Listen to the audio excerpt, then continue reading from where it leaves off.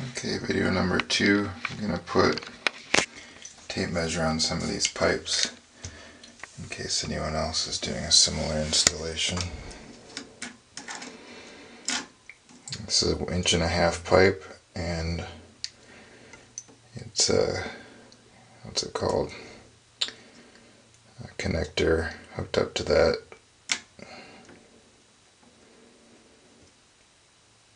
So for those of you who use the metric system, sorry about that, but there are directions on the Wostman website for metric with all the measurements and everything.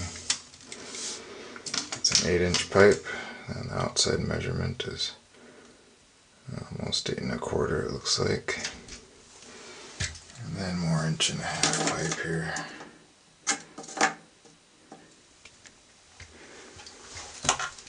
And then the water pipe is just some flex hose. This last one came with the toilet. And it's not a regular American toilet connector there. So the guys at my local plumbing store helped figure out this whole thing.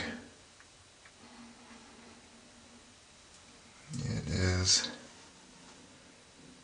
not very simple, and I'm sure there's a better solution, but that's what I have.